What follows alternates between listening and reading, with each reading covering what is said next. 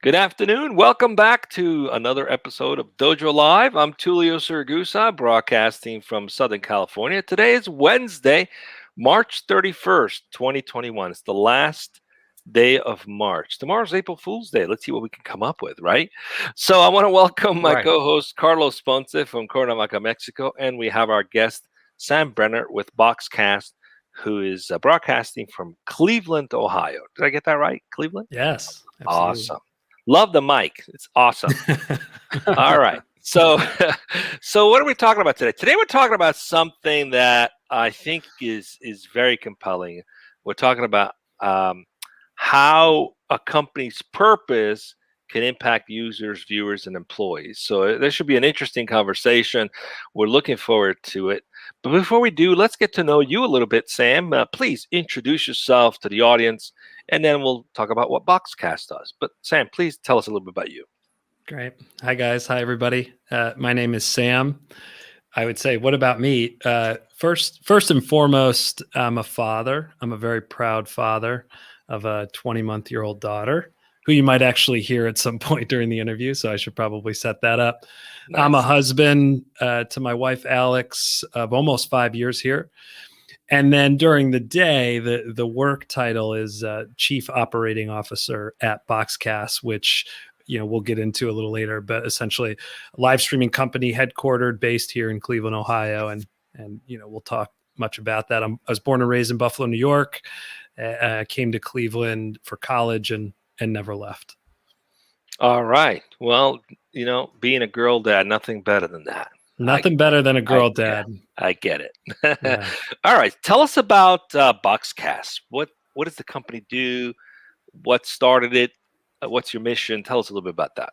Yeah, I'd love to. So the BoxCast is a live streaming company, live video streaming company, specifically for organizations. That could be houses of worship, high schools, colleges, pro sports teams, businesses. We serve thousands of organizations all over the world. And really what BoxCast is all about is making streaming easy. These two guys here could actually tell you, because we're streaming this right now, putting on a live broadcast is not an easy situation. And it isn't, it can get easier for somebody who's a little more tech savvy, but for most of our customers who they just have an event that they typically have in person, pre-COVID especially, that they want to share with everybody online, to get that to be the highest quality and for it to be very easy to both broadcast and produce is not typically easy, and we want to make it easy. The company itself, or the product itself, we view it as a platform because we not only create our own hardware, 2 different types of encoders, and we also have a free iOS app, but we also have the whole software end of things. And the reason I mention this is because it really is about as end-to-end streaming as it gets. Everything from the acquisition of video, even all the way through to monetization of video. But at the core, if you're watching this and you're part of a school, a government, a church, a synagogue, a high school, maybe you run the Buffalo Bills. If you run the Buffalo Bills, let me know. I'd love to have you as a customer. And then you have games and events and services and things that happen regularly. We're going to make it very easy for you to put that video out in the highest quality possible to just about any channel you can imagine. Nice. We just lost all the non-Buffalo Bills fans, but anyway. So everybody in New England just totally checked out. They're done. They're done. People in Miami are like on the fence. Yeah, exactly. Yeah. Well, it is a lot of work. People don't know this, but we have a continuous back and forth communication channel while this show is going on live. I mean, the amount of flow of information we share amongst the co-hosts and producers is staggering. If people only knew that. We're like, you do all that while you're talking? Yes, we do. And we're lucky to have some amazing production support on the background too. So it's a lot of work. But anyway, let's go into the topic today, see if we can make this easier for people. Yeah. Carlos, please, let's introduce the topic. Absolutely. Thank you so much, Tulio, and thank you, Sam, for being with us today. It's a pleasure. So, Tulio, today we're going to be speaking about, or today's topic is the heart of live streaming, making people part of the experience. So I look forward to this conversation because obviously right now I'm in a live streaming situation here. So I'm looking forward to learning a ton from our guest. So Sam, the first question that I have for you is, why did you choose this particular topic, or why did you feel it was relevant for today's day and age? It's a good question. For me and for us at BoxCast, I think it's easy to get lost in the tech. It's easy to get lost in the features. We're not the only streaming company in the world, and we're up against some. There's all sorts of big Facebook, YouTube, Vimeo. Those are StreamYard, of course. These are all big companies that are also providing this kind of service. But what gets lost sometimes is the actual experience, the Wednesday afternoon interview, the Thursday night council meeting, the Sunday morning service, the Friday night football game, right? These are all important experiences to communities and to families. And it's what we built our company purpose around. Our purpose is, as it says in the topic, is very simply making people part of the experience. For our customers, for the organizations who use us, that means that essentially we're a tool for them to be able to take that game or that service or whatever it is, and to be able to provide it to both people who are already aware of the event, or maybe even spread it to people who aren't aware of the event. To the viewers, to the people viewing that, that's an experience that they're likely watching because they couldn't physically be there, but they still wanted to experience it in some way, shape, or form. And you think about what that means. I mean, not to get right into it right away, but what makes me very proud is that I work for a company that allowed people to view their nephews or cousins or even brothers and sisters graduate from college, where otherwise they wouldn't have been able to. People have grieved the loss of a loved one by watching a funeral service from California that's happening in Cleveland. And I'll get into a specific story that I think just perfectly nails this down. But that's the part of the experience for our organizations and viewers. And then I can talk a little more about our employees as well. Yeah, your commentary is very reminiscent to me of the Steve Jobs era, right? He was all about the experience versus the transaction or the functionality. And I would say early in the days of the Mac, it wasn't superior in terms of the technology to the PC, but the experience and the sense of culture and belonging to a cool group of people is what made people want to buy it and stick with it. So speaking of this story you have, we'd love to hear it. Let's hear that, because we're trying to understand, how do you bring people into the experience? Yeah. So, and this is relatively fresh. That's why I'm thinking about it and where it plays across various pieces here. So a few weeks ago, I got an email from somebody who works at our company, and he had let us know that his sister is the head college softball coach at a university here in Ohio, and said, listen, there's this young girl. She's 10 years old. And remember, I'm a girl dad. So this touches right away. She's 10 years old, terminal illness. She's been given about 30 to 45 days to live. And her number one dream is to be a college softball player. And obviously, unless there's a miracle that occurs, that dream's not going to be lived out. So this college softball coach decides that, okay, I'm going to go contact a bunch of Division I female college softball coaches. I'm going to let them know about this young girl, and they're going to send in videos. And I'm talking big universities. I mean, these are major programs that on the drop of a dime said, okay, we're going to send in our best wishes. We're going to say, hey. Then the college that she is the coach for is going to do a sign. They're going to sign this young girl to a contract to officially make her a member of the team. So she is going to be able to, before she passes, be a college softball player. Beyond that, because of COVID, they're not in season, but she was able to get a scrimmage together so that the young girl could play a college softball game Now, where am I going with this? So the ask was, hey, this seems like a perfect opportunity for BoxCast to be able to make other people aware of this experience, whether that's this young girl's family who doesn't live in Ohio, or friends, or just people who might be inspired by it. What can we do? So not only do we want to provide the technology for free, we want to make sure that they have access to BoxCast and that they can stream this entire day. It was called Riley's Dream Day. So on BoxCast, they filmed and streamed and broadcast everything from her signing to accepting the jersey. We also sent 2 employees down to go and interview her as you would on ESPN. And again, just make this experience something that was very special. This had nothing to do with our company or PR or anything like that. It was purely around trying to make this young girl's day the best that it possibly could be, and prove that powerful experiences happen every single day. And we want as many people to be a part of those as possible. And here's where it gets to me. I mean, and everything went just beautifully, and the girl's day was made, and it was an incredible video that I'm so glad we still have on our platform. But beyond that, we showed that to our employees. We made our employees aware of that to remind of living out the purpose of what we do every day. So whether you're in marketing at BoxCast or finance or sales or whatever it is, just remember that something so simple like this, providing our technology for free in order for this girl to just have a little bit more of a special day, a little bit better of an experience. I mean, it was beautiful. It's like, it just reminds me again, like, this is why we do what we do.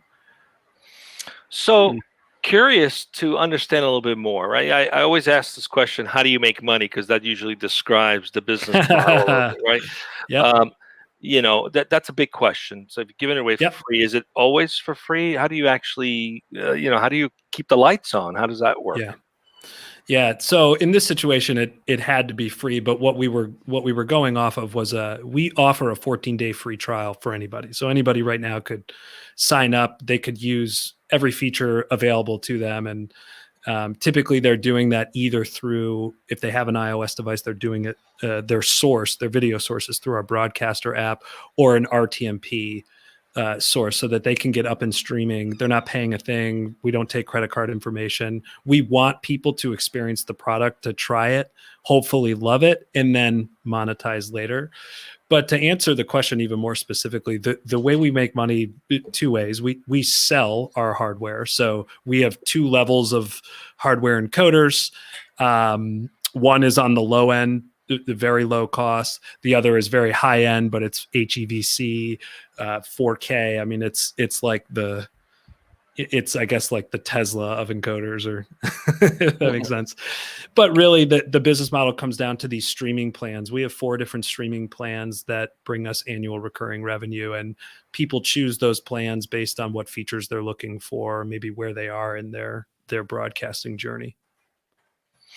Now, the user, the customers of your solution, are they typically folks who would have like professional streaming equipment, or is it or are you competing with the Zooms of the world? Can you give us a little bit of what the nuances are in terms of capabilities that are above and beyond? Someone might be listening and say, how's this different than using Zoom or FaceTime?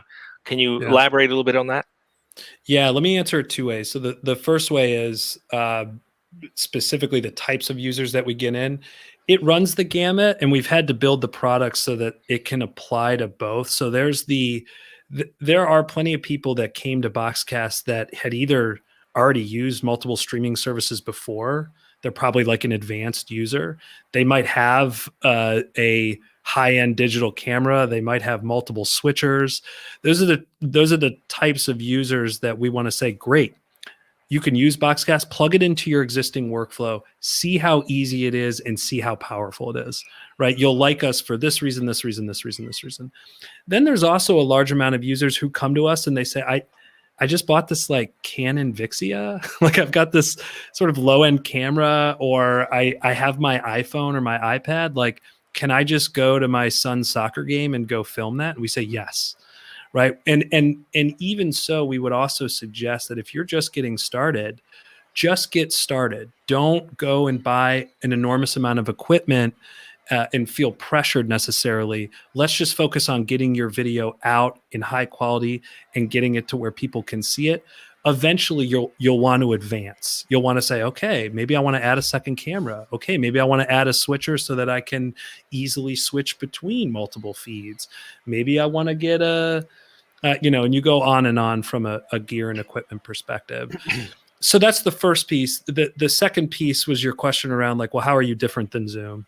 Or, how are you different from one of the main keys here is we're not a one-to-one platform and we're not a real-time meetings platform. There is a latency to our platform, but easily I would describe it as we're more of the one-to-many type of platform. I think where BoxCast is most useful is when there's something to present to a larger audience.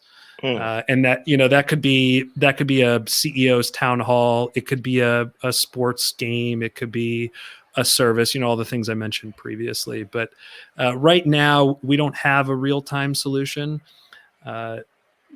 Potentially something we do get into and where we would then think about a webcam as a video source to be able to make it even easier for people to go live right away natively with something they've been using now religiously for the last year in COVID. Sam, I got a question here. Sure. Yeah. As you know, well, there's a lot of things that have been happening over the last year, and the increase in video streaming for a number of situations that previously it was not really something that was so widely used due to COVID, right? So because of this and everything that we're all going through these days, what would you say is the greatest constraint or challenge that you have had to overcome, if any, of course, regarding this particular, how can I say, quantum type of situation that we went from here to here in 1 year? Like, that's a really good question. Technical challenges, bandwidth, engineering, whatever you can share with us. Yeah, I'd be happy to. It's honestly about scaling. I remember it like it was yesterday. It was 2 weeks ago, a year ago, I guess. So it's early March.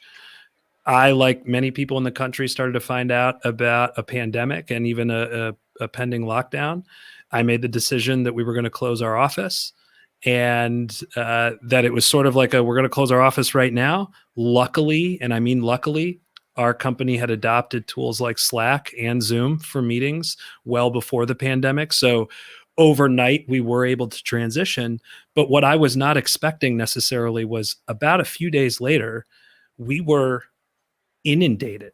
I mean, our company went from, we were launched in 2013, which means we're almost 8 years into this. Imagine a external force you have no control over, all of a sudden creating the kind of demand for your product that you would only ever dream of and that you could never manufacture on your own. So we're a 30-something, a year ago, we're a 30-some person size company, decent size revenue, and we're just trying to get the word out about this product and get more and more people to use it. All of a sudden, it 5, 6, 7x in demand. And so to answer your question, the challenge even today is scaling the company properly, both from a people perspective and scaling our operations to be able to keep up with that kind of demand, because we just weren't used to it before. It has been brand new. I give our staff an amazing amount of credit. Those early days before we were able to hire more, I mean, we had people working 12, 14, 15, 16 hours all day long. Our executive team jumped in to support. I mean, I was answering support tickets because we just needed to help. It was an all hands on deck situation. And now we're, at least twice the size from employees. We were lucky enough to get a Series A investment in November, and that has helped us from a resource perspective scale up pretty quickly. Customer support, sweeping the floors, everything. Everything. You got it. Yeah. You got it. Refilling the water cooler and all that. Yeah, I hear you. I've sort of witness that. Yes, Tulio, please go ahead. Sorry. I was You just were going to say, Sam, you have a fan. Tony Daria said on the stream, That's my "That's my father-in-law. son-in-law. That's That's my my son-in-law." father-in-law. I know. He's saying that's my son-in-law. What a great guy and a company on the move. Oh So my goodness gracious! speaking of a company on the move, I'll see you tomorrow, Tony. how much did you pay him to say that? Okay, Yeah. speaking of a company on the move and experience exponential growth by an external factor that was devastating for the most part, but benefited a lot of businesses. So now you have access to a lot more customers, which also comes a lot more reasons for people to say what's missing, what's not there. Right. So what's your process for validating new ideas? Do you have a user group council that you tap into? How do you go about validating what's next, what the roadmap needs to look like in order to continue to stay competitive and to keep on top of providing this experiential this experience that you want your users to have? Yeah, it's you set it up quite well, actually. It's like with great demand then comes great demand. Like more demand for there's more we could do with this product. And I think we're humble enough to know that even when we started to see this sort of surge, that the product's not perfect. It's nowhere near perfect. And there's part of a continuous improvement thing that I think many BoxCast staff really adopt. But I'm going to pass the credit to our chief strategy officer and the product organization that he's continuing to build out. His name is Brad Hughes. And again, another system that he had set up, or I think had dreamt up before the surge happened, is a way that we bring in ideas from a lot of different sources. So ideas at boxcast.com. Not that I want this to like, I don't know how many people are watching this, but so any staff member at BoxCast can submit, even via Slack nowadays, they can submit an idea that would typically come from like a user conversation, or maybe it's just an idea you have as an employee. You're like, God, it'd be great if we could do X, Y, and Z. That, along with actual user conversations, we not only survey our users on a regular basis, our user experience team and other people with part of our product organization have access to our users, and they'll call them, or they'll have a quick Zoom conversation with them, or they'll email them. And, we collect all of those ideas and are constantly grooming through them, constantly trying to say, okay, what can we both accomplish here, and what's going to be the best way to achieve that purpose of making the best experience possible, making people part of the experience. So as far as like roadmap goes and stuff like that, if Brad was on here, he would probably say, listen, there's a million things we could do. The art and the science is choosing what is possible and what we can do in a shorter period of time. Sam, there's something else that I wanted to ask you. Is we're approaching the final segment of today's conversation, and we usually like to also ask questions about the company itself in terms of its culture. And this is because I'm seeing on your website that you're hiring a bunch of people, like hiring a lot of and such. Yeah. So in terms of as a company or a company culture, if let's say that, because we do have a lot of our viewers are engineers, as a matter of fact. So what would you say to these people who might be watching and might want to come work for you in terms of what makes BoxCast a great company that they might want to come work for? For one, it's a company that, and I share this with many of my colleagues, just cares an enormous amount. I mean, if you want to be part of an environment that is dedicated and really cares about each other, cares about the users, and quite frankly, cares about the mission of the company. If you were touched by that story that I mentioned previously, or of small businesses or governments or houses of worship that that really could use a larger audience, could re-own their brand again, and possibly grow their organization through a tool like live video, and you truly believe in something like that, I would say come work for us. Beyond that, I mean, there's things like, we have an amazing people operations department that makes the employee experience about as good as it can be. And if it's not good enough yet, we're trying to make it great. Ultimate flexibility. That's one of the things you can't always get. For those of you who are more product driven, more engineering driven, I depending on where you're coming from, honestly, it's being able to still be maybe not at the ground level, but still being small enough where you can make a huge impact on a product that's having an impact on thousands of organizations in over 200 countries. And I still like the idea, and many of our newest employees know this, is like, we're still at the size where you coming in, you're not a number, you're not just, some other person in the department. We're likely hiring you for your specific skill set, and obviously your cultural fit. And you could just make a huge difference here. Whereas if you're thinking about joining like a mid-size or large organization, the caution there might be like, well, you're going to be a number, and you're going to be one of 120 engineers or 200 engineers or whatever the case is. So come be a part of something it's growing, but we're still small enough that you can make a huge impact. Nice. Okay, so all right, thank you so much, Sam. Yeah. So Sam, this is, what number startup is this for you? This is my first. Your first, okay. This is my first, yes. So we often speak to first-time entrepreneurs, and they learn a lot from the experience personally, and grow personally as well. Would love to hear, what's that been for you? What's that experience been like? What's the journey been like for you? What have you learned about yourself in this journey that perhaps some other entrepreneurs on the fence thinking about this, they can see the benefit of doing it, not just beyond the opportunities of growing a business and exiting potentially someday, but actually the growth opportunity, the personal growth opportunities that come from it. Could you please share some of those with us? I love the question. I should say, as a disclaimer, though, I am not the entrepreneur behind the company, by the way. There's three co-founders of the company. I don't want them to see this and think, hey, this guy's taking credit for this, right? I'm sort of on their coattails. So our CEO, Gordon Daly, one of our co-founders, and then we have two other lovely co-founders, Justin Hartman and Ron Hopper, if you're watching this. But I can't answer the question from why did I come here, and sort of like, what has the learning been like?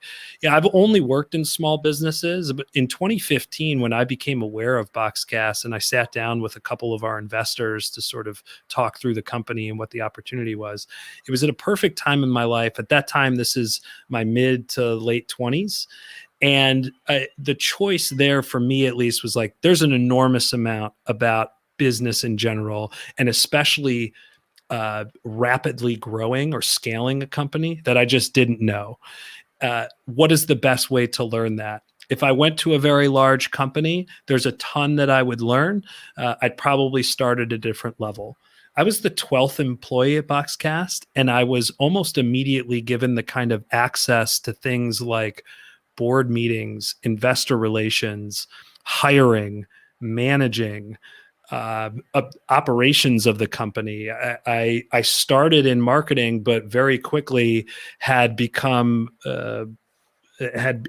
close to sales. So I get to learn that. And my advice to anybody, whether you're on the entrepreneurial side, you're thinking about starting something, or you're thinking about joining a startup, it's all about where you want to end up. For me, it was, I'm so curious, and I had like a desperate need to learn, and I viewed BoxCast as my street MBA, an ability to really like trial by fire, learn on the ground what it looks like to grow a company from 12 employees to 120 to less than $500,000 in revenue to like lots of millions of dollars of revenue, and everything that goes in between that. I would say if you're looking for that, of course, there's all sorts of ways you could get it. For me, it was like, get on the ground floor of a company and also do whatever it takes. Like, I didn't go in thinking like, hey, I know everything. I went in open eyes, open ears. I'm willing to do the work, and I'm willing to put the company first. And it's been an amazing almost 6 years at this point. I continue to learn every day. So it continues to serve me the same way it did when I came in 2015. Awesome. Sam, we're up on time. It's been a pleasure to hear from you. You guys were right. That goes by quick. It My does goodness. go by fast. Before you know it, Absolutely. we used We to told do a you. 1 hour show, but no one's got the attention span for an hour. I mean, we could barely get people to stay for 30 minutes. We might have No do a one wants to hear me 15-minute talk show. for an hour anyway, so it's okay. But anyway, it's been a pleasure to have you. We'll Thank stay you. in touch with you. Make sure you guys are progressing along, and have you back for some more stories. Stay with us as we go off the air in just a second. Carlos, we got one more show this week, right? Tomorrow? One more show, Tulio. Yes, exactly. We're going to be speaking with Adam Jackson, the CEO of Brain Trust, which is a user-owned talent platform. And that's going to be happening right here on Dojo Live at 12 p.m. Pacific, as all of our shows. And then, of course, please, folks, don't miss the recap show next Monday, in which we'll be recapping this week's shows, all of them, all 4 of them, in 10 minutes. That's the recap show on Monday too, at 12 p.m. Pacific. Stay safe, everyone. Thanks for joining us. Thanks, guys. Thanks for joining us.